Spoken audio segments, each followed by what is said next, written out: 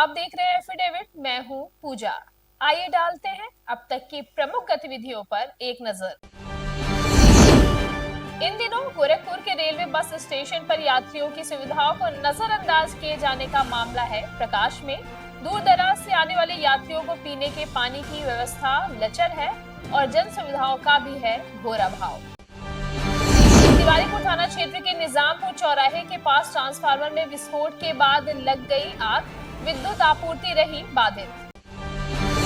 उत्तर प्रदेश संगीत नाटक अकादमी द्वारा आयोजित सर सरंग संगीत संकुल एवं कृति कल्चरल संस्थान द्वारा आयोजित 15 दिवसीय ग्रीष्मकालीन भजन प्रशिक्षण कार्यशाला का हो गया समापन। जून माह के पहले सप्ताह में सूर्य की तपिश और गर्मी में हो रही है लगातार वृद्धि, राहगीरों को करना पड़ रहा है कठिनाइयों का सामना। और अब गतिविधियां विस्तार से।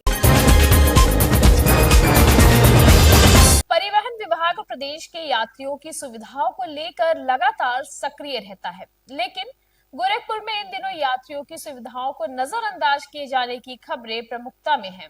गोरखपुर के रेलवे बस स्टेशन पर यात्रियों की सुविधाओं को नजरअंदाज किया जा रहा है। यहाँ दूर दराज से आने वाले यात्रियों को पीने की पानी की व्यवस्था लचर है। भीषण गर्मी और तपिश के बीच यात्री पानी खरीद कर पीने के लिए मजबूर हैं। बस स्टेशन परिसर में शौचालयों पर ताला लटका नजर आ रहा है और परिसर में आवारा कुत्ते भी विचरण कर रहे हैं। आइए देखते हैं एफिडेविट संवाददाता निखिलेश की एक विशेष रिपोर्ट।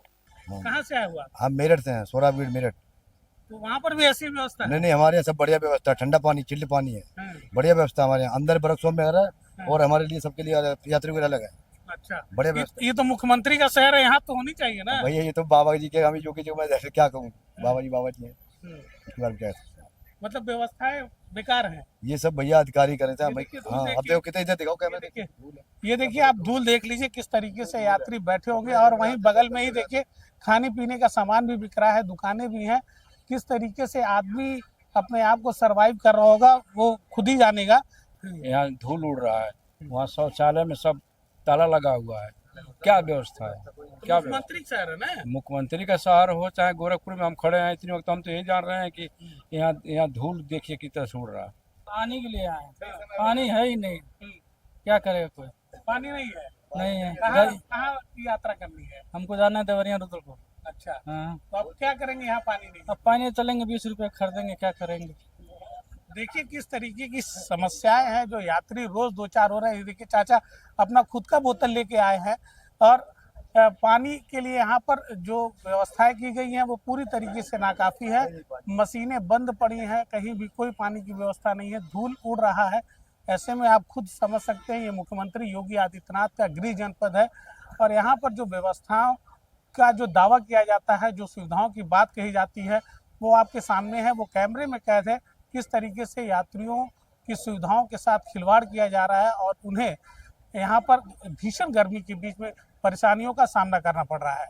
एफिडेविट के लिए गोरखपुर से निखिलेश प्रताप सिंह। भारत गौरव यात्रा के माध्यम से IRCTC 7 ज्योतिर्लिंगों के दर्शन हेतु विशेष योजना के तहत यात्रियों को विशेष दर्शन करा रहा है। 12 दिन में यह यात्रा पूरी होगी, जिसके तहत महाकालेश्वर ज्योतिर्लिंग, ओमकारेश्वर ज्योतिर्लिंग, द्वारिकाधीश, भेंट द्वारिका सहित स्थानीय मंदिरों के भी दर्शन यात्री कर सकेंगे। यात्रियों ने रेल प्रशासन के इस पहल की प्रशंसा की है। गौरव भारत ट्रेन है जो दक्षिण भारत की यात्रा पे जा रही है, उससे हम लोग जा रहे हैं घूमने। बहुत ज्यादा सुविधा है, होटल में ठहरने का, खाने का, पीने का, घुमाने का, सब चीज की व्यवस्था है। आज सुबह तिवारीपुर थाना क्षेत्र के निजामपुर चौराहे के पास ट्रांसफार्मर में विस्फोट के बाद आग लग गई। ट्रांसफार्मर के जलने से क्षेत्र की विद्युत आपूर्ति बाधित रही।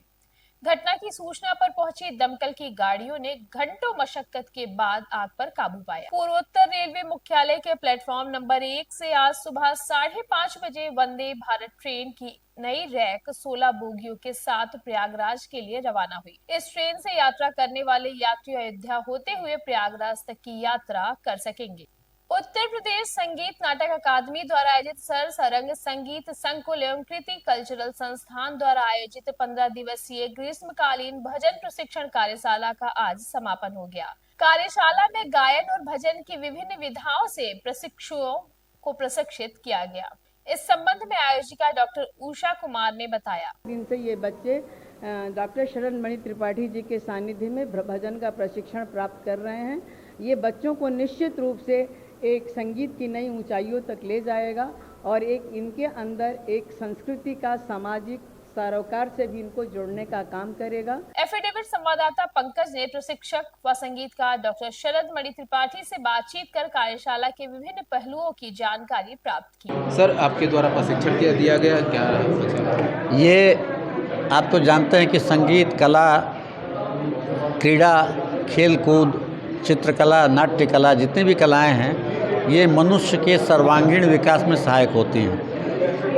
हमारे जो अभिभावक हैं या हमारे जो अभिभावक रहे हैं उनका सबसे ज़्यादा जोर विशेषकर आजकल के युग में ये होता है कि बच्चा खूब मेहनत से पढ़े, खूब अच्छे अंक ले आए और जीवन में सफल हो। लेकिन उसके साथ साथ अगर उसकी कोई हॉबी है, उसकी कोई अभिरुचि है तो उस अनुरूप भी अभिभावकों को चाहिए कि उसे अवसर प्रदान करें। उत्तर रेलवे क्रीड़ा संघ के तत्वावधान में आयोजित फिट इंडिया साइक्लोथॉन में रेल कर्मचारियों ने सैयद मोदी रेलवे स्टेडियम से साइकिलिंग कर महानगर के विभिन्न क्षेत्रों से होते हुए पुनः स्टेडियम पहुंचे।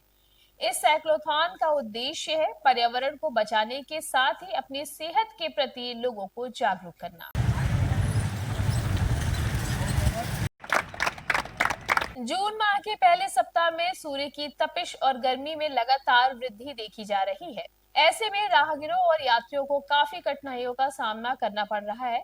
सड़कें सूनी हैं, पेय पदार्थों की दुकानों पर लोगों की भीड़ बढ़ रही है। और अब मुझे दीजिए इजाजत, देखते रहिए एफिडेविट। धन्यवाद।